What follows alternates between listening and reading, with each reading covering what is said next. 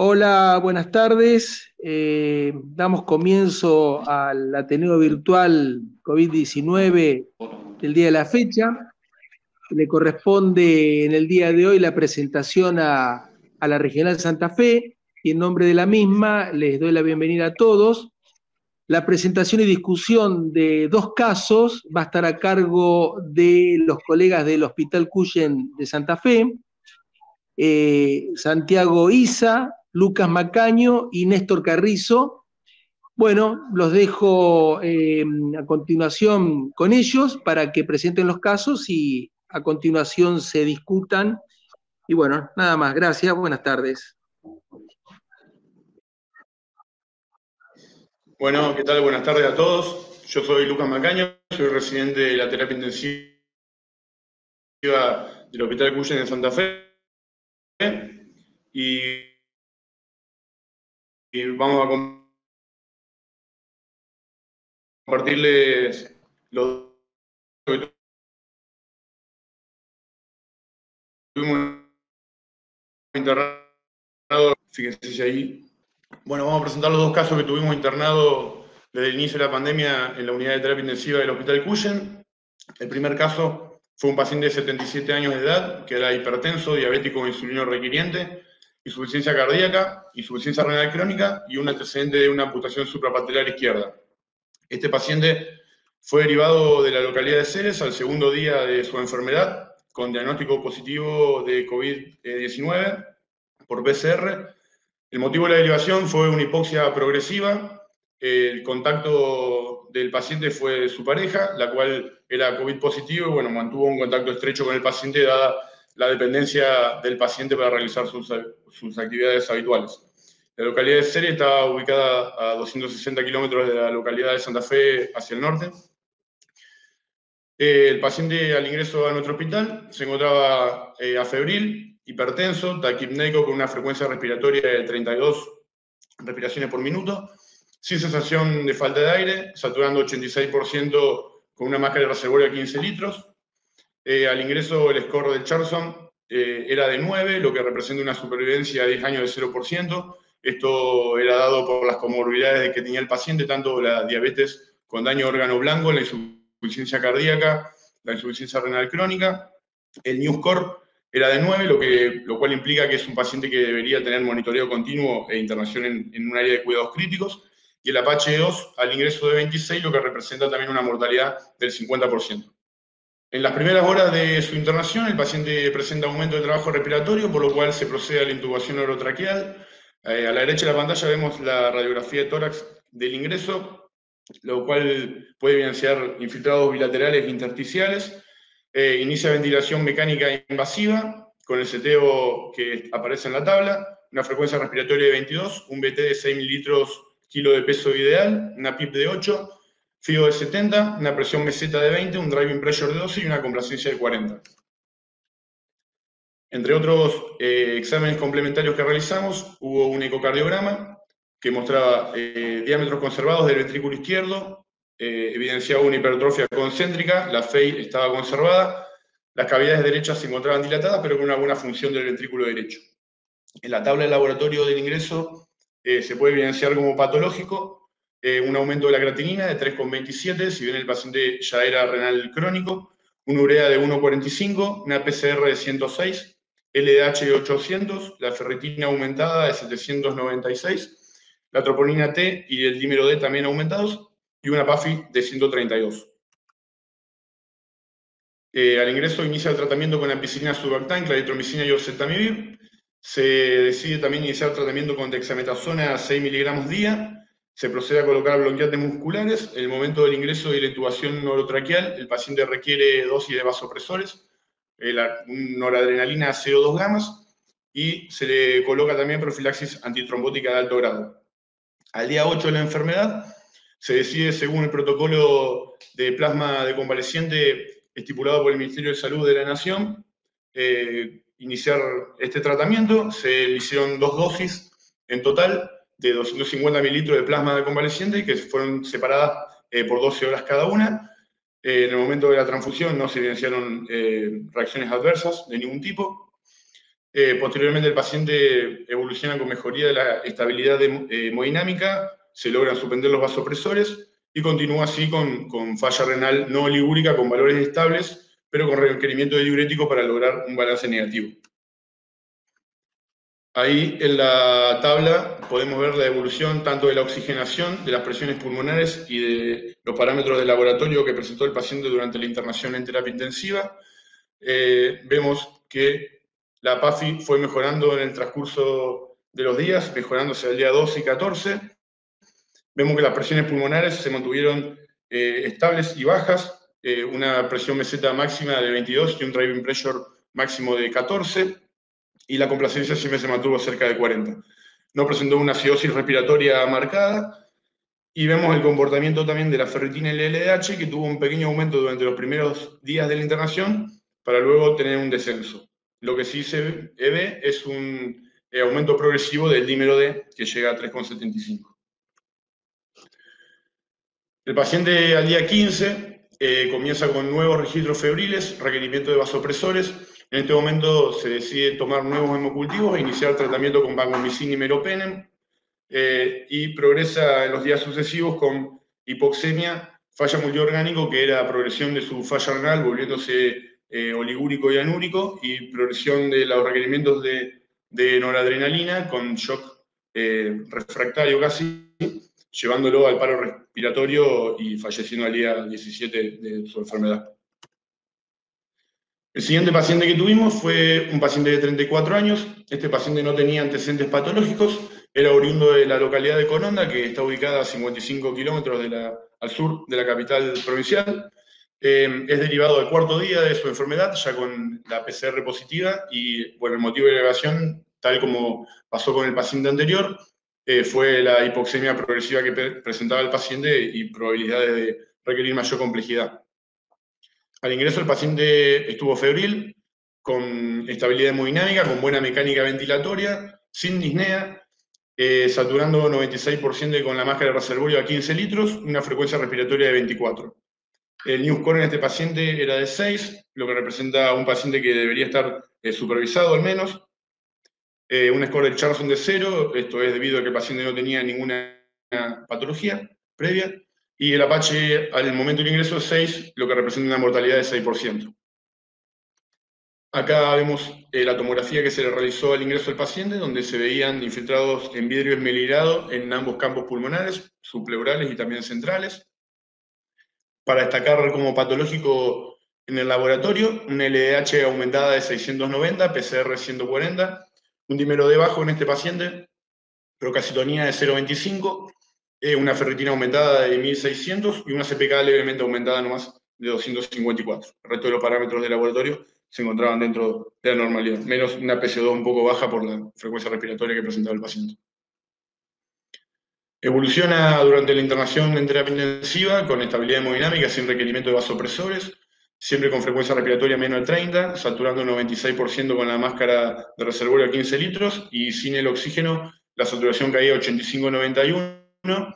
En ningún momento él refería a disnea, incluso el paciente uno se podía comunicar con él y el paciente no presentaba habla entrecortada, presentaba una habla fluida, incluso se alimentaba vía oral, y en ese momento el paciente prescindía del oxígeno, y aunque la saturación caía a 85 o incluso 80, el paciente no tenía sensación de falta de aire.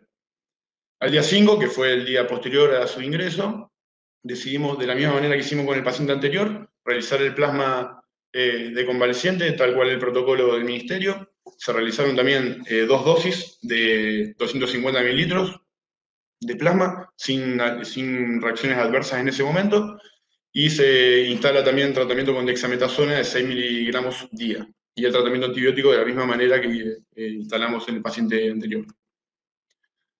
Acá vemos la evolución del laboratorio, donde se ve una mejoría de la oxigenación también al día 13.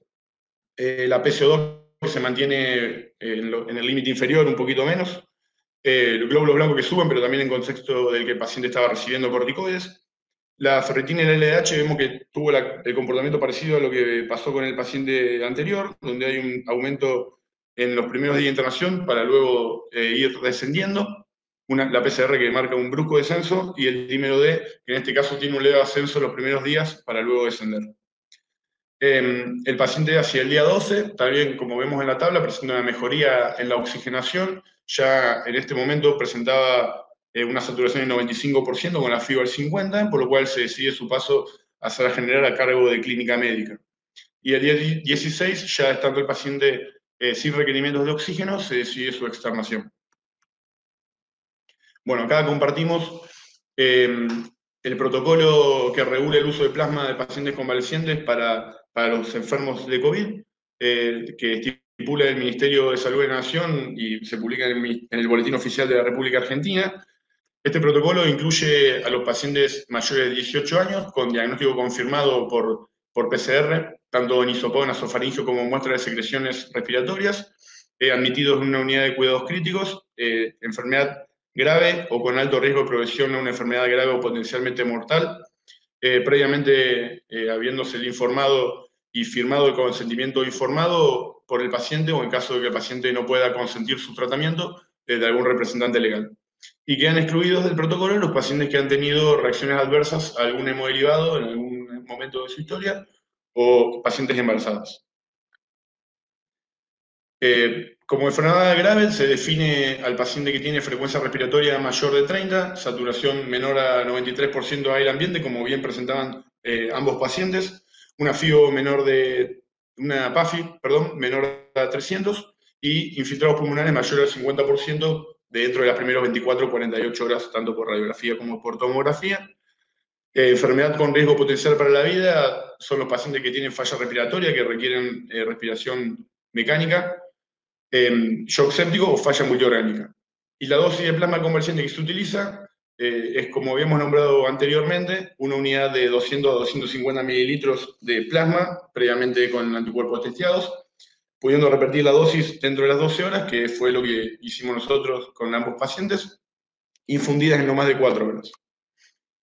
Los objetivos primarios de este protocolo son, primero, evaluar la seguridad del tratamiento del plasma, notificando, por supuesto, reacciones adversas que pueden aparecer, entendiendo como reacción adversa un empeoramiento de los parámetros respiratorios, sobrecarga circulatoria, reacciones alérgicas o anafilácticas y algún tipo de empeoramiento clínico o de laboratorio que estén asociados a efectos proinflamatorios o protrombóticos.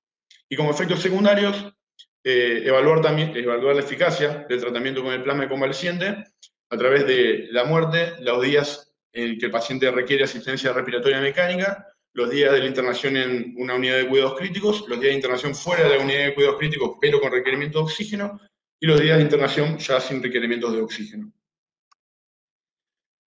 Para saber qué evidencia contamos hasta el momento para el tratamiento con plasma convaleciente, nosotros buscamos una revisión sistemática publicada por Cochrane, donde se evalúan 20 estudios de baja calidad. En realidad, podemos ver que dentro de los 20 estudios, uno solo es un estudio randomizado clínico controlado. 3 de los 20 estudios son estudios controlados, pero no randomizados, y 16 de los mismos son estudios que no son controlados ni siquiera randomizados. Por lo cual podemos ver de inicio que la evidencia con la que contamos no tiene un peso estadístico significativo. Podemos ver que un solo de los trabajos evaluó todas las causas de mortalidad. 2 de ellos evaluaron el tiempo de sobrevida. 2 de ellos fueron los que evaluaron la mejoría clínica de los pacientes y la necesidad de asistencia respiratoria. De todas maneras, hay 98 todavía estudios que se están realizando, por lo cual debemos esperar para ver si alguno logra discernir un poco el tratamiento con el plasma convaleciente, si realmente es que otorga algún beneficio o no. Compartimos también el único ensayo clínico randomizado controlado, que fue un estudio que se realizó en la ciudad de Wuhan, que incluyó 103 pacientes, que lamentablemente este estudio tuvo que terminar de manera precoz, dado que se empezó en los últimos días de la pandemia en esta ciudad, y el número de pacientes decreyó significativamente, con lo cual no se pudieron incluir más pacientes, pero bueno, de todas maneras hubo 103 pacientes incluidos.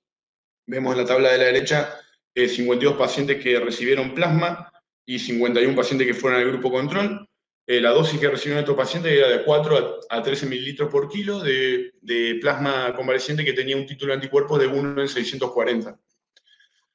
Vemos acá de los pacientes que la característica de ellos, en el grupo de plasma que recibió plasma, el 42% necesitaba ventilación no invasiva o oxígeno de alto flujo, el 27% estaba en ventilación invasiva o incluso con requerimientos de ECMO, y el paciente en el grupo control, el 46%, o sea, 23 de 50, requerían ventilación invasiva o oxígeno suplementario de alto flujo, y el 22%, que eran 11 de los 50, estaban en ventilación invasiva o requerimientos de ECMO. Si bien el objetivo primario del estudio era evaluar la mejoría clínica, el tiempo que tardaba el paciente en mejorar clínicamente dentro de los 28 días de observación, este objetivo no se cumplió. Tanto los pacientes que recibieron plasma como los que no tardaron aproximadamente los mismos días en recuperarse clínicamente, que para los evaluadores la mejoría clínica significaba bajar 2 puntos en una escala que iba del 1 al 6, donde 6 era el paciente que fallecía, 5 el paciente que estaba en ventilación mecánica, y así que 1 el paciente que estaba internado en su casa sin requerimiento de oxígeno. Sin embargo, bueno, vemos acá que lo que sí demostró tener significancia estadística era la negativización de la PCR, donde podemos ver que a las 72 horas el paciente que recibió plasma, el 87% ya había negativizado su PCR, mientras que el 37% del grupo control no más había negativizado su hisopado. Y también me mostró una disminución en el tiempo de mejoría clínica en los pacientes que presentaban enfermedad severa. Pero bueno, de todas maneras, como la muestra es pequeña y el estudio no concluyó, los investigadores plantean que bueno, hacen falta más estudios para poder certificar que el plasma convaleciente efectivamente puede otorgar beneficios a la enfermedad. Lo que sí está más demostrado es la utilización de dexametasona.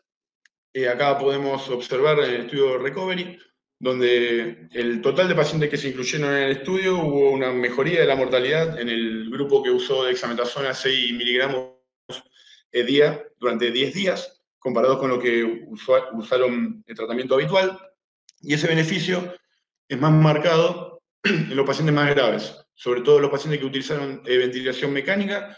El beneficio parece ser más significativo, y también es significativo en los pacientes que requirieron oxígeno. No así, como vimos en la diapositiva anterior, los pacientes que no requieren oxígeno, donde parece que la dexametasona no tendría ningún beneficio. Y bueno, como último, marcamos las etapas de esta enfermedad, donde en el estadio 1 la responsable de la patología es la actividad viral del patógeno. El estadio 2 ya la fase pulmonar, donde está instalada la neumonía, que sería la fase en donde nosotros podemos tomar una conducta e instalar los tratamientos tanto de dexametasona o de plasma con convaleciente, para evitar posteriormente la fase hiperinflamatoria que va a llevar al paciente a la disfunción orgánica. Bueno, eso es todo. Muchas gracias.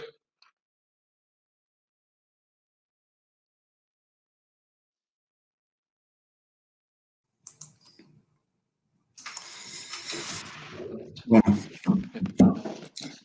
con respecto a alguna de las preguntas del chat, hay una pregunta por qué uso de Dexa, y como dijo Lucas, es por este trabajo que usó el Recovery.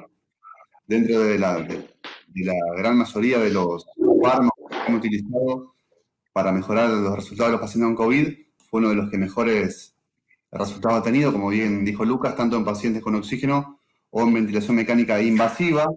Y como mostró él, esto tendría mayor beneficio ya entrando en la segunda semana de la enfermedad, donde la replicación viral no tendría tanto efecto, sino los efectos preinflamatorios del mismo cuerpo, ¿no? Lo que hay que tener en cuenta de este trabajo es que el beneficio de los pacientes ventilados, en promedio tenían 10 años, eran 10 años más jóvenes que los no ventilados, y llevaban más días de los síntomas, lo que también hablaría de que el efecto beneficioso no sería en los primeros días de la enfermedad, sino ya después del quinto, sexto, séptimo día, ¿sí? La recomendación de este grupo es usar dexametasona, 6 miligramos kilo, que si no me equivoco es la presentación que tienen en Inglaterra, o una dosis de corticoides similar. ¿Sí? Yo no tengo dexametasona, tengo otro tipo de corticoides, se podría intercambiar manteniendo el mismo tipo de dosis. ¿Sí? Con respecto al plasma, esto, si uno lee bien el protocolo de Nación, los encargados de lo que es la preparación, siempre lo que es el banco de sangre, el grupo de hemoterapia, tanto del centro que hace la recolección de plasma como el centro de cada centro donde se vaya a infundir el plasma. Y sí, como en toda infusión, siempre tiene que descartarse que no haya incompatibilidad de grupo y factor. Y a partir de ahí se seleccionan las dosis a los pacientes que están indicados. La idea es que se haga por 10 días o hasta que el paciente se vaya de alta, si es que se va de alta un poco antes. Bueno, si quiere... ¿Se ve la pantalla ahí, Santiago? ¿Se ve el... Activa tu pantalla, Néstor, y ahí está. Ahí estás compartiendo, la sigue Néstor. Después seguimos avanzando alguna pregunta que vayan surgiendo. ¿Se escucha bien, Santiago? Sí, sí, perfecto, Néstor. Bueno, Néstor Carrizo, el jefe de servicio, no sé si lo habían presentado. Yo tuve un problema de conexión.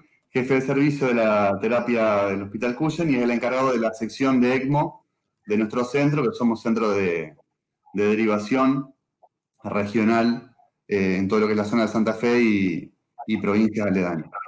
¿Sí? Vamos a hablar un poco de la utilidad del ECMO en los pacientes infectados por COVID. Adelante, Néstor. Bueno, muy bien. Muchas gracias, Santiago.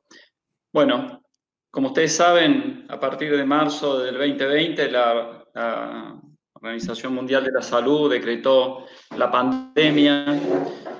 Ya el 13 de marzo publicó una serie de recomendaciones, tanto para el diagnóstico, el abordaje, medidas de protección, y ya en ese primer reporte establece algún lugar del ECMO en el tratamiento de aquellos pacientes con hipoxemia refractaria a las medidas habituales de manejo de pacientes con distrés respiratorio grave. Desde ese momento, la ELSO, que es la Organización Mundial de Soporte Extracorpóreo, que engloba a la mayoría de los centros del mundo que utilizan este método de soporte vital, se puso en campaña para tratar de establecer una serie de guías, de lineamientos y definir cuáles serían los pacientes que más se podrían beneficiar de este método de soporte.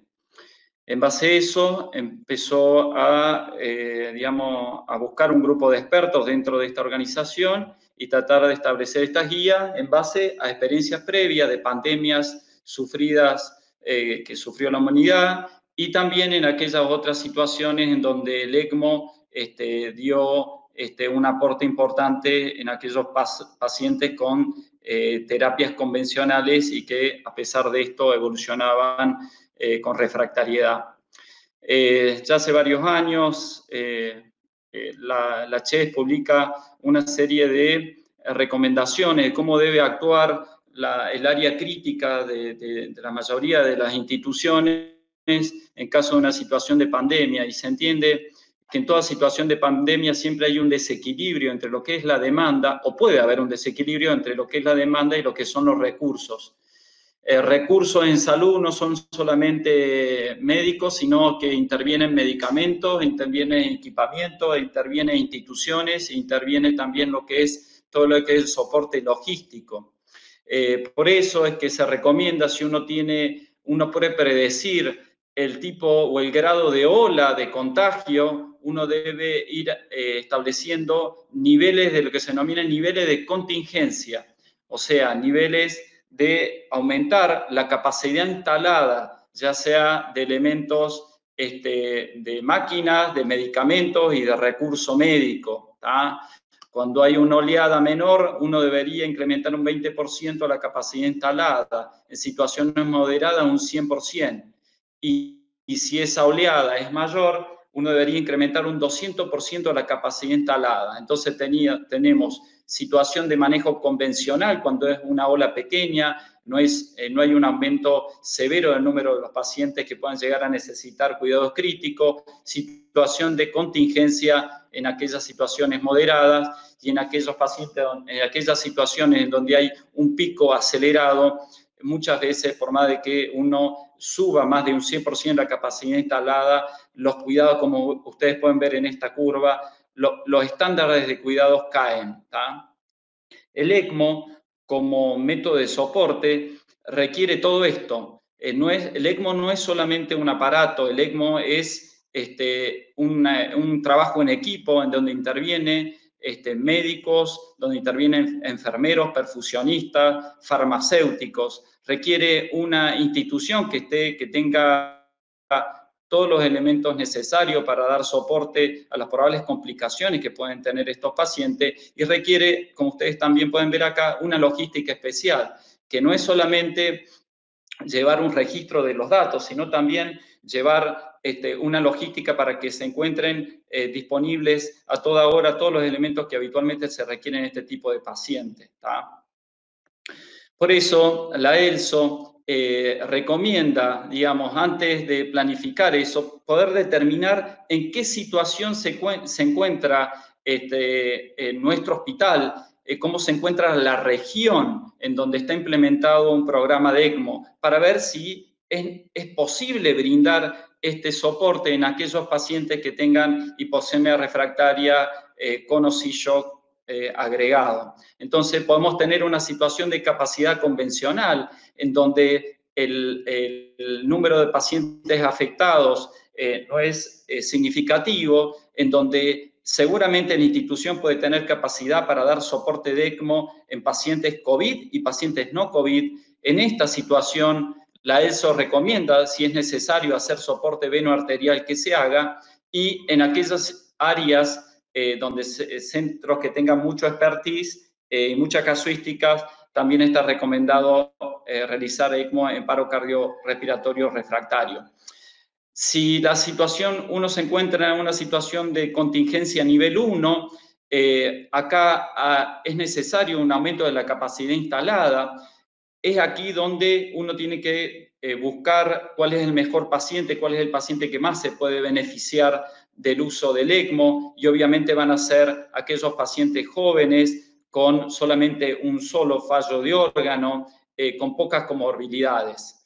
El nivel de contingencia 2 hace referencia en donde la situación, ya existe un nivel de saturación de la capacidad instalada. Obviamente que acá hay que ser mucho más restrictivo en la utilización del ECMO. Probablemente utilicemos ECMO en otras patologías que no sean COVID y en aquellas patologías que requieran run corto, o sea, patologías que uno sabe que el método de soporte del ECMO va a durar poco tiempo, ¿tá?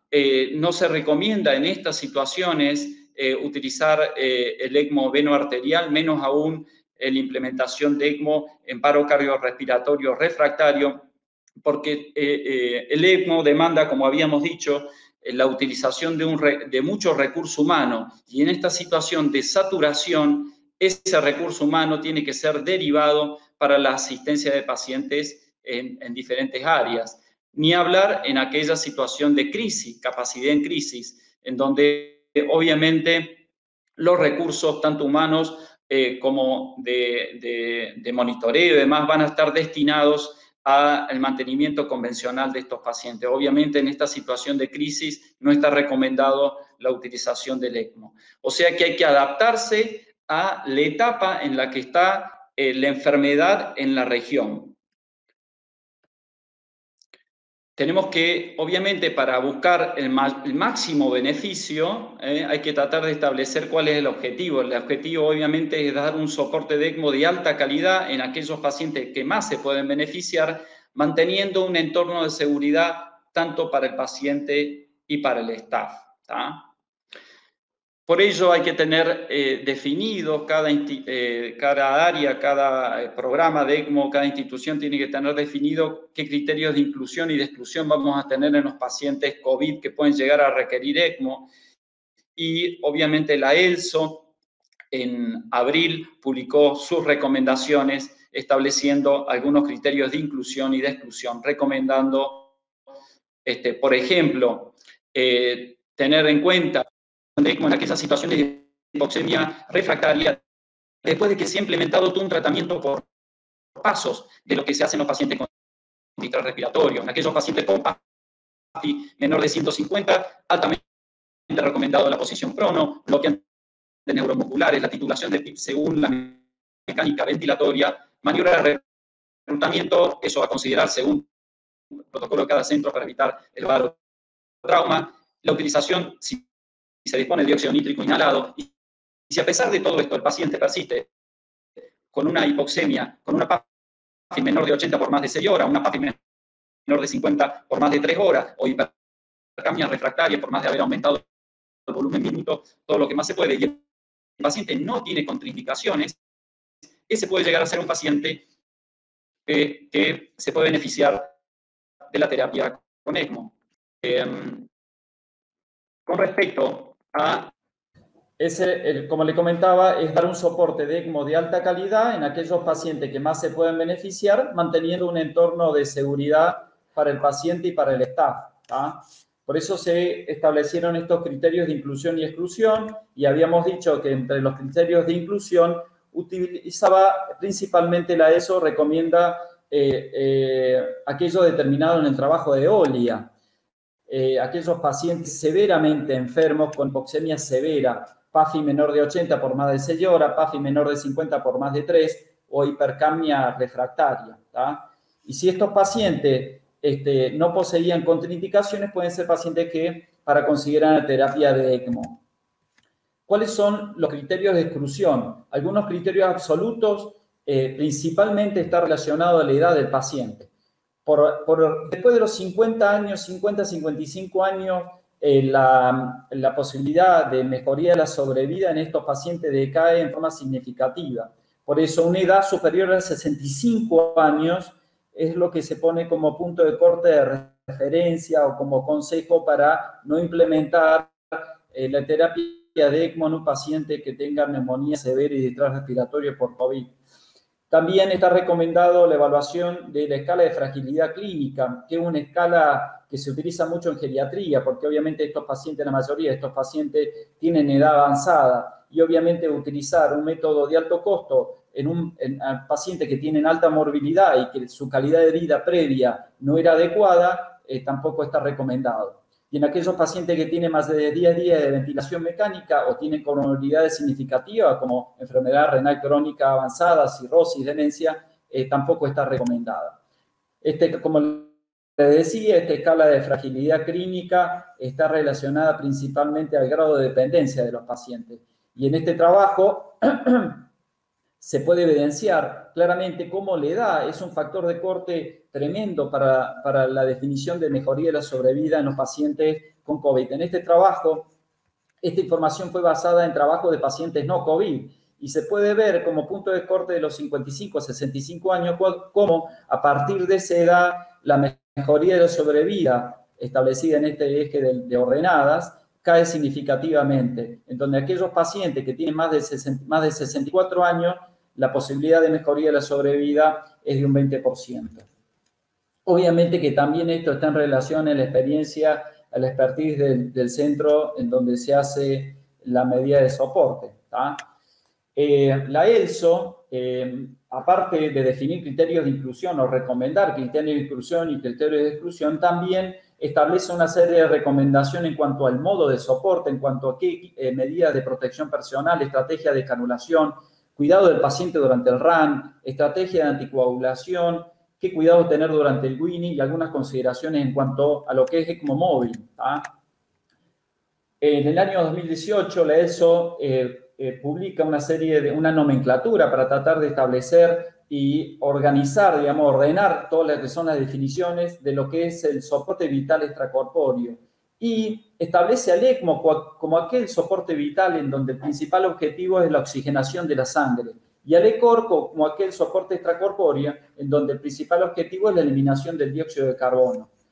Dentro del ECMO tenemos el ECMO veno-arterial, que es aquel soporte extracorpóreo en donde el principal objetivo es sacar del shock a estos pacientes. O sea, se utiliza en los pacientes que tienen shock cardiogénico. El ECMO veno-arterial es el modo de soporte en aquellos pacientes también con paro cardiorrespiratorio refractario, y también se puede utilizar el ECMO veno-arterial para la perfusión de órganos en pacientes con diagnóstico de muerte cerebral, ya sea corazón batiente o no batiente. ¿Tá?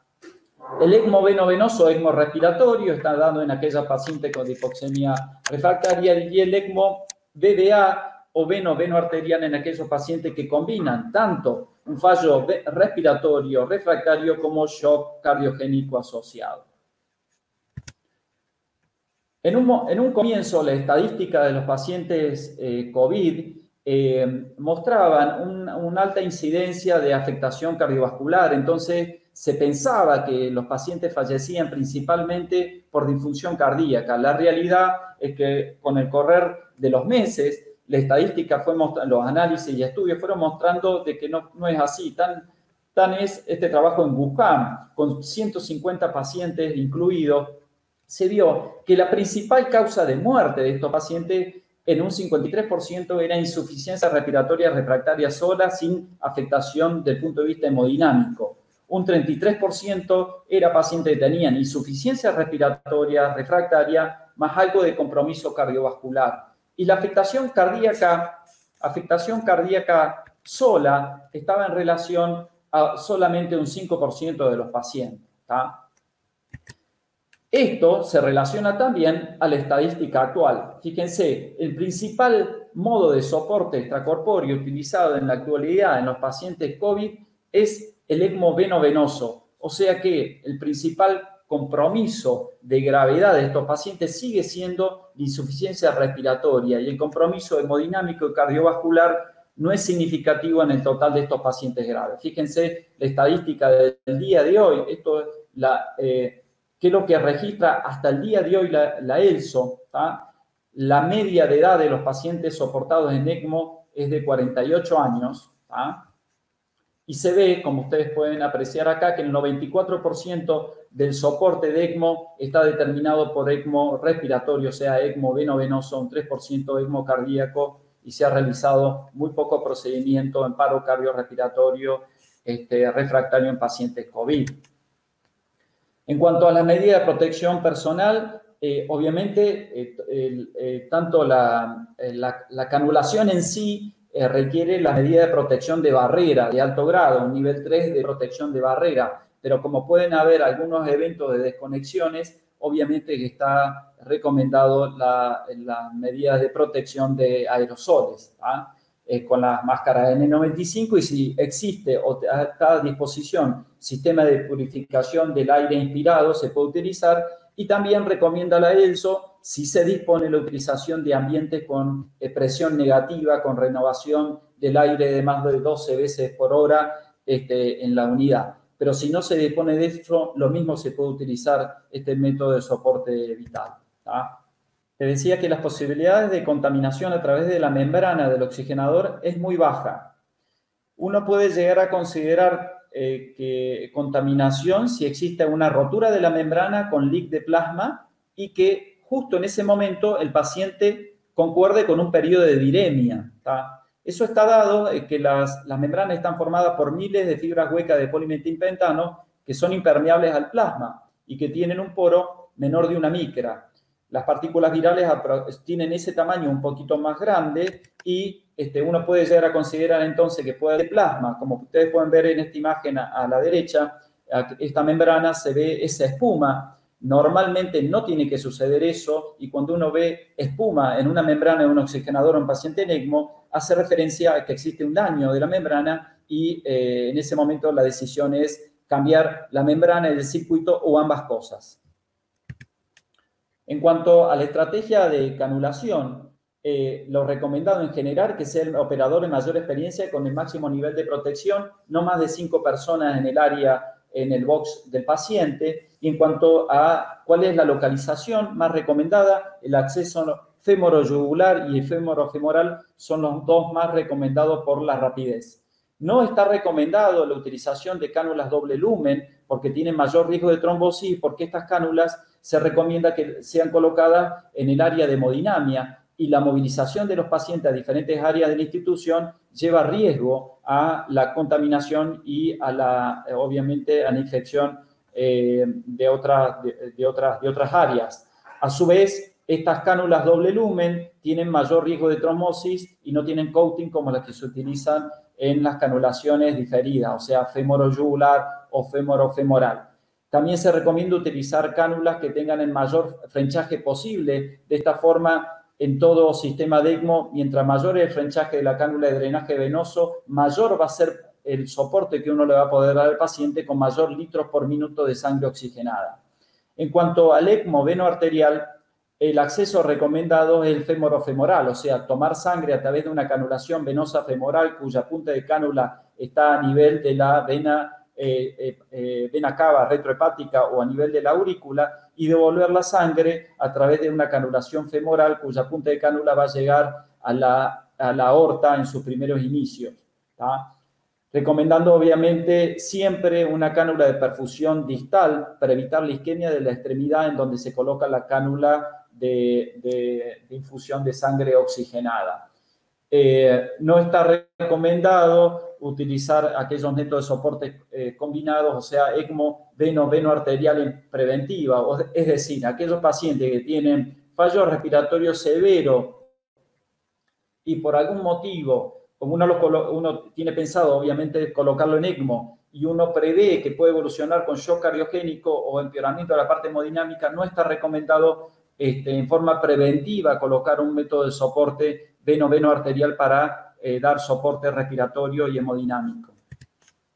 En cuanto al resto de los cuidados de los pacientes, hace hincapié la ELSO en establecer, como por ejemplo, métodos de monitoreos al pie de la cama, como el tema de la ecografía, para evitar la movilización del paciente y de esa manera tener un chequeo tanto de la parte hemodinámica, respiratoria y de las complicaciones. También hacer algunas recomendaciones en cuanto a lo que son las transfusiones. Lo ideal en un paciente en ECMO es tratar de mantener una hemoglobina de 10 o para arriba de 10, pero en situaciones de pandemia, poder disponer de unidades de glóbulos rojos, discreción es por ahí difícil, por eso uno puede llegar a tener un umbral más bajo para las transfusiones, siempre y cuando uno logre un transporte de oxígeno adecuado en estos pacientes. Hay algunas consideraciones especiales. La pandemia ha demostrado, sobre todo en pacientes graves, que la incidencia de disfunción renal o fallo renal en los pacientes COVID es mucho más alta de la que se vio en aquellos otros cuadros de infecciones virales, como por ejemplo la H1N1. La estadística muestra que aproximadamente un 20% de los pacientes con neumonía por COVID grave desarrollan insuficiencia renal y requieren diálisis. Por eso, en todo centro que disponga de un soporte de ECMO, obviamente tiene que tener ya dispuesto alguna estrategia de abordaje para soporte renal. Y en estos pacientes el método de soporte recomendados son las terapias continuas, ya sea hemofiltración o hemodiafiltración continua. La estrategia para dar soporte renal en un paciente que está conectado a ECMO puede ser utilizar, por un lado, el circuito de ECMO, conectar el CRT al circuito de ECMO, o bien puede ser la colocación de otro catéter para trabajar con dos máquinas por separado. Muchas veces estos pacientes están multiinvadidos, la posibilidad de obtener accesos vasculares para utilizar esto para realizar la terapia de reemplazo renal continua no se dispone, y lo que se hace en la mayoría de los centros es acoplar el circuito de diálisis continua al circuito de ECMO. ¿Ah? Acá pueden ver, esta es una paciente, no es una paciente COVID, pero es un ejemplo que nosotros le damos acá con el CardioGel. Esta es una paciente con distrés respiratorio severo que evolucionó con insuficiencia renal oligoanúrica. Decidimos en esta paciente hacer una conexión a la membrana del oxigenador, tomando sangre en el puerto Luber antes de la entrada de la toma venosa, de la llegada de sangre poco oxigenada de la membrana, como ustedes pueden ver acá, y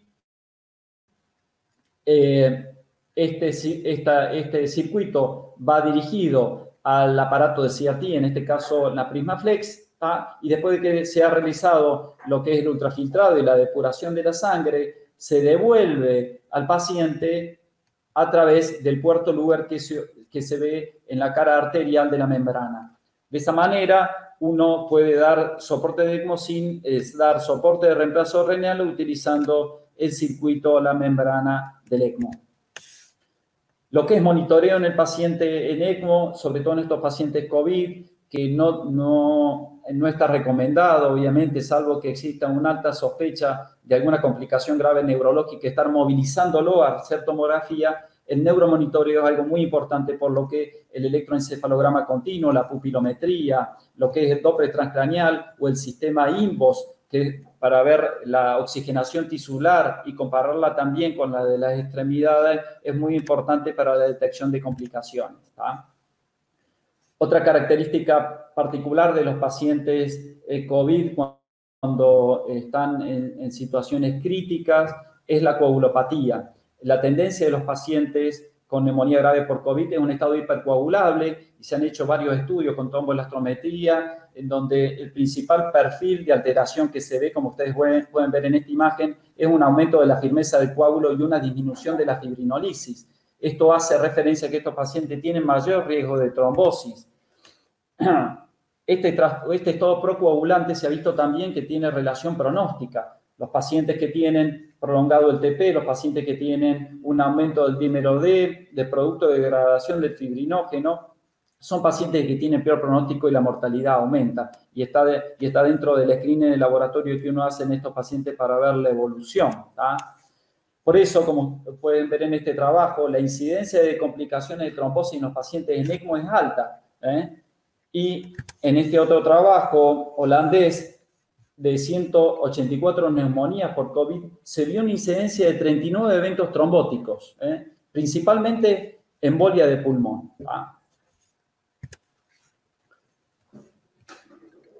Esta es la estadística actual, en números de hoy, que publica la ELSO en cuanto a complicaciones de pacientes COVID soportados con ECMO.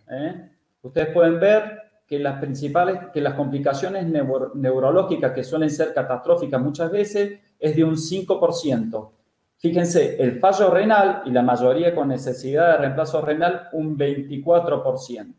Está en relación a las publicaciones de los pacientes que no están, COVID grave, que no están en ECMO. La ELSO registra el mismo porcentaje de complicaciones.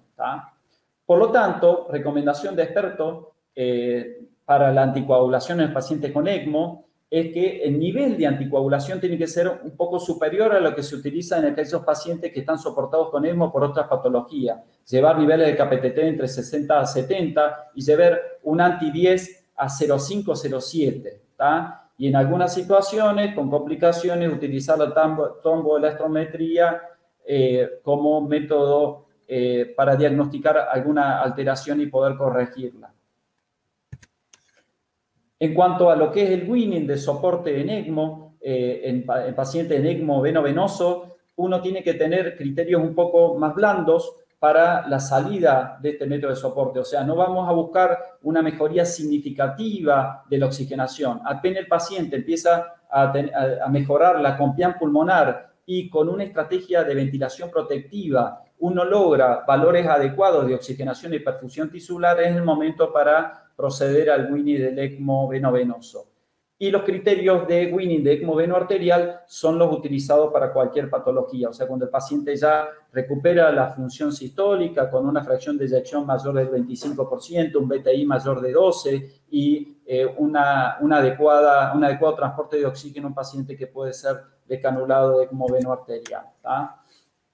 Todas las medidas de precaución para la decanulación. Cuando se utilizan los accesos venosos, se puede decanular sin necesidad de llevar al quirófano al paciente, y las canulaciones arteriales con cánulas menores de 15 French, con métodos de compresión, muchas veces se puede controlar y evitar la utilización del electrobisturí, que por más de que hasta el momento no se ha visto, se ha detectado infección a través de la aerosolización del electrobisturí, está recomendado, digamos, estar bien protegido en esos momentos. ¿Tá? 2 palabras en cuanto a lo que es ECMO móvil. El ECMO móvil está recomendado solamente en aquellas situaciones de capacidad convencional o nivel de contingencia 1. Debe realizarse en aquellas áreas que exista un programa de regionalización. Tiene que haber un máximo nivel de cuidado de protección personal, no solamente del médico, sino mucha instrucción en lo que son los choferes y los acompañantes, porque también pueden contaminarse. ¿tá? Y está recomendado, obviamente, para hacer el ECMO primario en aquellos pacientes jóvenes con solamente un solo fallo de órganos y pacientes previamente sanos. ¿tá? Por último, ya terminando, fíjense, esta es la estadística, los números actuales del día de hoy que reporta la ELSO en cuanto a lo que es soporte de ECMO. La sobrevida con soporte de ECMO en pacientes COVID es del 55%, lo cual es algo superior a lo que se vio en las primeras publicaciones, sobre todo del área de China, en donde marcaban que no había una mejoría significativa en la sobrevida. La realidad, los números actuales de la ELSO, es que el ECMO utilizado en este grupo de pacientes, o sea, pacientes jóvenes, con poca comorbilidad, pero que tienen hipoxemia severa, uno puede lograr valores de sobrevida significativos y por ahí comparable a otro tipo de patología. 55% de sobrevida en un paciente que tiene una probabilidad de muerte superior al 90% es algo significativo. Yendo a lo que es la consideración de nuestra región, el Hospital Cuyen, nosotros estamos a cargo desde el punto de vista sanitario de lo que es la parte de centro, norte y centro de la provincia, para la parte sanitaria, pero como programa de ECMO estamos a cargo de toda la provincia, una cobertura de 3,5 millones de habitantes. ¿tá? Nuestra capacidad instalada actual, en cuanto para soporte de ECMO, contamos con consolas Stoker, CardioGel para hacer sobre todo lo que es ECMO móvil y 4 Rotaflow, y también disponemos de numerosa patología para lo que es soporte de diálisis continua, ya sea con Amplia o por PrimaFlex, y también la posibilidad de hacer hemodiafiltración online con la 5008S. ¿tá? Para finalizar, hay que tener en cuenta que los principales componentes que llevan al control de la pandemia están relacionados al comportamiento de la sociedad. Lo más importante es la posibilidad, obviamente, de quedarse en casa, sobre todo en aquellos que tienen la posibilidad de que pueden quedarse aislados o salir lo menos posible, el distanciamiento social. En un segundo punto o escalón tremendamente importante son los cuidados básicos. Las unidades de respiratorio para hacer el diagnóstico adecuado y poder determinar cuál es el lugar más adecuado de tratamiento del paciente. Menos de un 15% son los pacientes que pueden evolucionar a una situación grave por neumonía por COVID, y el porcentaje de pacientes que pueden llegar a tener necesidad de ECMO aún es menor. Por lo tanto, las unidades de ECMO o las personas, los médicos, los profesionales que estamos dentro de los programas de ECMO, estamos aquí no solo para hacer ECMO, sino que obviamente que tenemos que estar dedicados a todas las otras fases para poder dar una mano en esta situación de pandemia. Muchas gracias. ¿Qué tal? Te quería preguntar, ustedes que tienen tan pocos casos, ¿cómo hacen para conseguir el plasma que tienen pocos casos? ¿Cómo los consiguen? Eso se maneja junto con el banco de sangre. Yo lo que tengo entendido es que los centros habilitados para donar plasma están todos en Buenos Aires y tengo entendido que se va distribuyendo según los hospitales que van entrando al protocolo. O sea, les llega de Buenos Aires a ustedes. Tengo entendido que sí, por eso se va manejando con los hematólogos que están en el banco de sangre. Se ingresó a través del comité de bioética del hospital y directamente se hace el pedido y ellos coordinan el stock de plasma de convaleciente. Perfecto.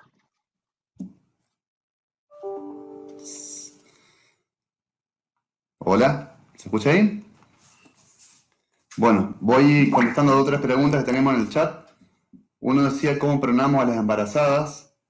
Perdón, acá me avisan pues, por puntero electrónico que se habilitó en Rosario, en la unidad del Cudayo, la provisión de plasma. Si bien inicialmente estaba seteado en Buenos Aires, ahora ya es Cudayo de Rosario quien provee el plasma. Buenísimo, buenísimo. Ese aspecto. Bueno, por un lado, una pregunta era cómo pronamos a las embarazadas. Ese es un tema bastante discutido, bastante gris en lo que es distrés respiratorio. Si bien no es tan frecuente tener pacientes embarazadas con distrés respiratorio, ya el ingreso al segundo o tercer mes es prácticamente una contraindicación, si bien hay algunos reportes de casos donde se han pronado, pero con un monitoreo fetal y de la madre estricto. Nosotros, por suerte, no hemos tenido pacientes embarazadas con distrés, así que esto es información teórica la que doy en cuanto a esta pregunta. Por otro lado, al paciente del caso 1 no se pronó, ya que cuando el paciente ingresó ya con hipoxemia nuevamente, si bien inicialmente la hipoxemia se pudo manejar una estrategia ventilatoria protectiva, pudo mantener una PAFI que con el transcurso de los días superó, siempre estuvo arriba de 100 de PAFI, después estuvo arriba de 150, lo que no requirió, excepto bloqueantes neuromusculares, ningún otro tipo de estrategia. Y había una pregunta, perdón, que estoy volviéndola a buscar, en cuanto a, dice, si existe algún aspecto de la clínica del paciente, aparte de la hipoxemia severa del COVID, para elegir la terapia con ECMO. Esto, como habló el Néstor, ahí se están conectando nuevamente, pero uno considera que el ECMO dentro de la estrategia que tenemos es un escalón ya superior una vez que el paciente no mejora en las otras instancias, tanto con manejo ventilatorio, con decúbito prono, en el caso de no haya contraindicaciones. En ese caso sería de utilidad un ECMO venovenoso si estamos hablando de una hipoxemia refractaria a todas las estrategias previas. Por eso es de tener en cuenta algo que tuvimos en nuestros 2 pacientes, que se ha visto mucho en la bibliografía. En estos pacientes, con respecto a la mecánica del pulmón, los 2 tenían una complacencia algo disminuida, no tanto como un distrés común, pero tenían 40, 45 de complacencia. El paciente número 1, el 2 no estuvo ventilado. Los 2 tuvieron una hipoxemia moderada, con una PAFI menor a 200, inclusive menor a 150 en algún transcurso de la enfermedad, pero no tuvieron disnea. En ningún momento los pacientes sintieron falta de aire, y el paciente del caso número 2, que no estuvo ventilado, nunca tuvo mala mecánica. Esto no se llama la atención con respecto a que la hipoxemia por sí sola, si el paciente no tiene mala mecánica, es un paciente que se puede esperar, se puede mirar y se puede monitorizar, siempre en algún lugar donde uno puede avanzar en el tratamiento ventilatorio. Esto es importante. Nosotros, si bien somos un hospital que tenemos terapia intensiva con una complejidad avanzada, tenemos inclusive ECMO, como dijo Néstor, estamos en contacto con muchos hospitales más chicos que tienen terapia intensiva o algunos que no, inclusive. Entonces, hacer el hincapié en el tema de la hipoxemia, en la evaluación continua del paciente, y saber que si un paciente con una FiO2 fija, si es con una máscara de Venturi mejor, que un dispositivo de rendimiento fijo, donde yo sé que a la misma FiO2 el paciente con el transcurso de los días cae en la saturación, dentro de los mecanismos de hipoxemia de estos tipos de pacientes, uno tendría la idea que lo que está empeorando es el shunt. En ese tipo de pacientes, ya hacer un contacto con algún centro de mayor complejidad, si uno no cuenta con una terapia intensiva y con un ventilador mecánico, para evitar derivar de urgencia o tener que intubar de urgencia en un hospital que no tenga terapia, o inclusive en la misma ambulancia, sino que no se haya intubado antes.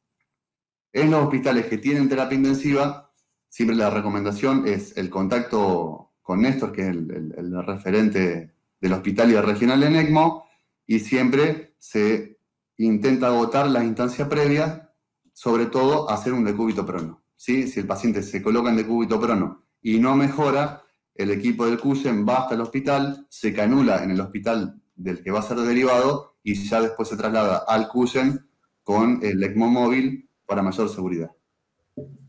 Néstor, Lucas, ¿me escuchan ahí? Perfecto.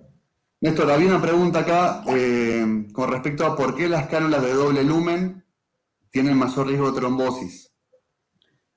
Las causas son que más allá que la cánula en su frenchaje total pueden llegar hasta 31 French, como en una misma cánula está un lumen para drenaje venoso y otro lumen donde se devuelve la sangre oxigenada, el frenchaje de cada una de ellas es menor. Entonces, una de las causas es que el frenchaje es menor. Y otra de las causas es que, más allá de que el coating o tratamiento interno es saturable y tiene pocos días de prevención de trombosis, ayuda sobre todo en los primeros días para evitar la trombosis, pero principalmente está relacionado al frenchaje de la cánula, o sea, a la luz de la cánula. Y aparte que no está recomendado la colocación de esto, como les decía, porque es necesario llevar al paciente al área de hemodinamia. Estas cánulas no se recomienda colocarlo al pie de cama, solamente muy pocos centros colocan sin guía hemodinámica o de fluoroscopía. Algunos lo hacen con un doble guía ecográfica, con ecocardiograma transtorácico y ecocardiograma transesofágico para evitar, digamos, las complicaciones de introducir la cánula dentro de la aurícula derecha. La punta de estas cánulas son rígidas y poder producir una lesión grave de la aurícula derecha, ¿no? Bien, de 10. De 10. Bueno, no sé si hay alguna otra pregunta. Hola, Juan, ¿se escucha? ¿Se escucha bien ahí? Santiago, ¿me estás escuchando? ¿Se escucha bien? Sí. Un comentario sobre esa pregunta de pronar a las embarazadas. Sí, yo no tengo ninguna experiencia. Alguna vez hemos repasado el tema y no habría una contraindicación. Esto empezó con H1N1 en el 2009, que hubo que pronar a algunas embarazadas. Hay algunos reportes de algún grupo canadiense que ha hecho alguna experiencia al respecto y bueno, en realidad sí se pueden pronar a las embarazadas y creo que no es una contraindicación de acuerdo a la literatura que hemos revisado, nada más. Perfecto, perfecto. Sí, yo estaba viendo también todo teórico, no tenemos experiencia tampoco, no hemos tenido mucha casuística con embarazadas, por suerte. De hecho, en cualquier protocolo siempre se excluyen las embarazadas, entonces Totalmente. Es difícil ver qué pasa con las embarazadas, ¿no? Totalmente. Muy bien, muchas gracias por el aporte. Creo que no hay más preguntas y ya estamos en tiempo, así que si quieren ir cerrando o hacer una conclusión, y desde SATI les agradecemos tanto y la verdad que participe la regional de ustedes para nosotros es importantísimo y que cada uno de las regionales pueda tener su lugar y su tiempo es realmente muy importante para todo el país, ¿no?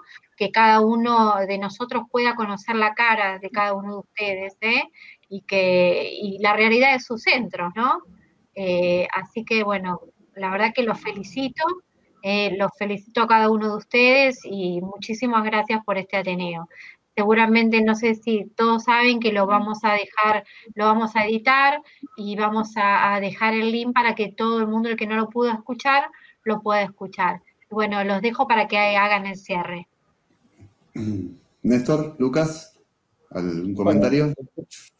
No. Agradecer esta posibilidad que nos ha dado la SATI para abordar este tema.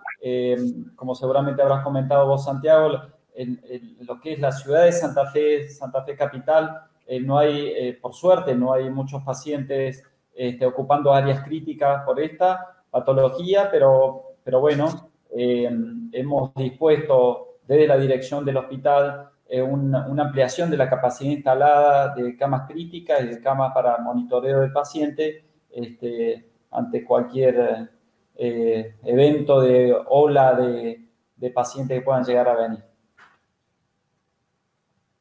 Totalmente. Yo lo felicito por la exposición a los dos, y le agradezco también a Sati y a Juan Carlos que estuvimos en contacto mucho para el día de hoy. ¿Sí? Y felicito también esto de poder dar la posibilidad a las diferentes regionales de compartir su experiencia y discutir todos estos temas. Ojalá siga cuando pase la pandemia y podamos ir en contacto todos los que estamos conectados. Muy bien. Hasta luego. Chao, buenas noches. Gracias, hasta luego, Gracias. buenas noches. Chao, chao. Saludos a todos, chao.